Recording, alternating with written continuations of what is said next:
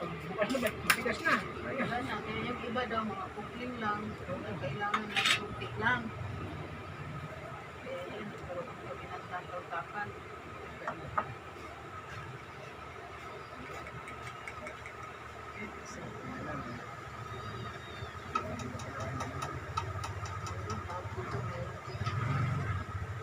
Wala sa simento. Magkano siya? Hindi ang isang ano, isang ate. 15 plus 20. Good day mga kabansa, Lupis Tornero Channel, nagbabalik. Mga kabansa, atin naman to ipapakita yung ating ginagawa ngayong gabi, yung kung paanong magtinda ng mga Neltex kasi marami may nangangailangan na mura lang kabansa. Gusto nila may mga re-referent lang po sila ng konti, so bumili po tayo kabansa ng ganito. Parang lagayan po ng gravy na maliliit. Kasi mayroong mga customer naman po natin kabansa na kawawa naman na kakaunti lang ang re-referent. Tapos bibili sila ng maraming Neltex kasi yung mga Neltex kabansa, ang pinakamaliit, ganito po kabansa, 100 po yung halaga nito. So para makakatulong po tayo, gagawa po tayo ng paraan kung paano natin mapamura yung customer sa kanilang binibili. Kasi ang pinakamaliit natin ni Neltex 100 kabansa. Tapos yung pangalawa ay 160. So ang malaki po natin ay 280. Napakadalang lang din to po mabili dahil siyempre pang maramihan lang po to. Pang maramihan lang po na gamit. Ngayon, ang ginawa po natin kabansa, bumili po tayo ng ganto, yung lagayan ng gravy. So marami kasi nanghihingi po sa atin ng mga Neltex na gusto nila yung maliit lang po kabansa. So wala naman tayo na maibibigay sa kanila na maliit, ganto lang kalaki. So gusto nila mas kokonti po dito kabansa. So nagpasya po tayo na sa malaking Neltex magkakaroon po tayo ng ditakal kabansa. Takal-takal po siya. Mayroon po tayong takalan na ganito, yung para kapag nagtimpla po tayo ng gatas. Ganito yung kabansa. Isang gantong takal ay ano kabansa, 20. Tapos ilalagay po natin isang takal na Neltex, 20. Lagay natin dito. 20 na po yan. Ilalak lang po natin ng mabuti. Ganyan para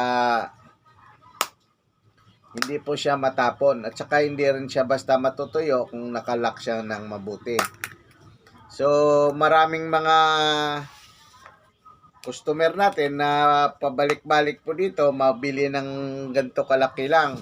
Yung ganito lang ka liit, yung per scoop lang po kabansa. Kasi mayroon bumili na isang scoop lang, mayroon bumibili po na 2 scoop. Lalagay lang po natin dito. Kaya malaking pasasalamat nila sa atin na nagbibigay po tayo ng tingi ng mga Neltex. Pati po sa pati sa rugby mayroon din naghahanap ng tingi. Pero mayroon naman siya maliit, saka mayroon mga sachet po, rugby. Pero sa Neltex, wala. So, kung wala po tayong ganito na maliit, kung minsan, ang binibigay natin, kay gusto nila matipid lang, ano na lang, super glue na lang, kabansa, ang nilalagay natin. Super glue. So, kaya kaso lang, yung iba, gusto nila, yung Neltex talaga. So kaya gumawa tayo ng paraan, bumili tayo ng ganto para takalan, lagayan ng mga tingi at saka takalan kabansa. Isang ganto 20. So tinakal po rin naman natin tong laman nito, ini-estimate lang natin. kumikita po tayo dito sa takal-takal. Kumikita po naman siya. Kaya maraming nagpapasalamat po sa atin dahil may tingi-tingi po tayo na Niltex. At saka pag kunyari ay mga kapiraso lang po, mga gripo lang naman didikitan, may naputol o nasagi silang gripo, naputol, kailangan papalitan, mayroon din po tayo tong tingi-tingi na mga PVC pipe. PRP po ang putol nito. Kung mangingi sila kalahati, pwede rin po. Ang ginagawa natin para magbenta sa kanila, sinusukat natin per pie, tapos dinidivide lang natin kung anong haba niya, kabansa. So, yung mga hardware dyan na kung wala naman kayo ganong maraming customer, pwede naman natin yun bibintahan ng mga tingi-tingi ng ganito. Kasi, sayang din, kakawawa din ng mga tao kapag kagaya yan, nasagi lang niya, magbayad siya. Kailangan pa niya bumili ng malaking Niltex. Isang sa bumili na lang siya ng tingi para medyo maliit lang ang gastos niya. So ginawa natin, nagre-repel po tayo ng mga mga pandikit. Ganyan kabansa. Pati yung sa tubo, nagre-repel din po tayo. Depende po yan kung anong haba yung kakailangan nila. Pero dapat po, kasi yung iba ayaw nila magbenta ng repel, gusto nila buo. So, kung kapiraso lang ang lalagyan, sayang din po naman. Kaya ginawa natin, nagre-repel po tayo ng mga paninda natin para at least may papasalamatan po din naman yung customer natin dahil nakakatipid po sila. Isang sa kapiraso lang ang magawa nila, tapos ito pa yung pandikit nila, kaya malaki agad yung gastos nila. Pero kung mayroon kang 20 ng ganito, tapos may kalahati ng ganito, magkano lang? Mga 30 lang po yan o 25. Mga 5 piso lang naman kalahating pinito, 25. Magagawa na nila yung nila. Kung bibili sila malaki, 100, tapos 70 yung tubo, di 170 agad. Hindi naman nila po kabansa magagamit yung iba. Kapiraso lang.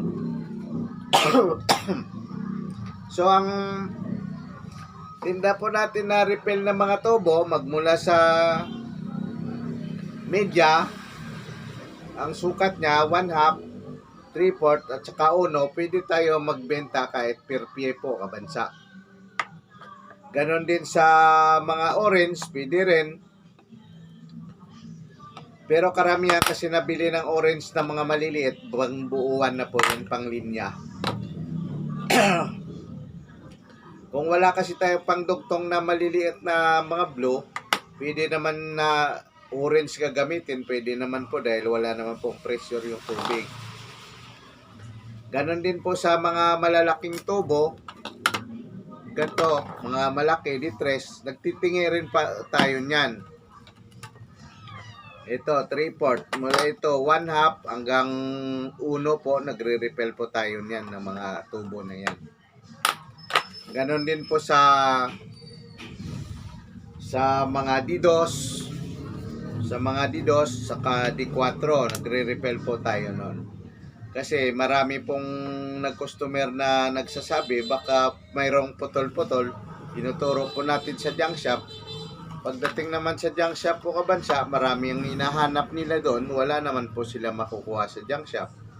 Maswerte na kung may makukuha, pero karamihan wala. At saka mayroon man, hindi match doon sa kailangan nila. Kaya tayo po ay nagbibenta tayo kabansa ng mga rita-ritaso at saka mga tingi-tingi na pandikit para matugunan natin po yung mga pangailangan ng mga kaunti lang kailangan. Sana nakakatulong po tayo sa tao. Kaya yung ko sa mga tao, kung mayroon naman hardware pwedeng magtingin ng ganyan, advice na lang nyo kung pwede naman putol-putol.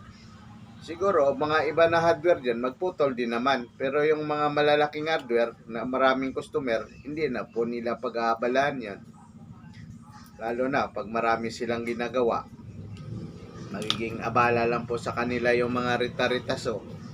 So kailangan buo talaga bibilin mo. Yun lang yun kabansa, at paalala ko lang sa inyo na ang panahon kasi ngayon maraming mga nagtitipid, kaya kailangan natin mag-refill ng mga paninda para makakatulong tayo sa mga tao. Yan lang ang vlog natin ngayong araw, at ipaki-like at subscribe na lang po ang ating channel, Lopin Estangero. Maraming salamat at good night. Thank you. Bye-bye.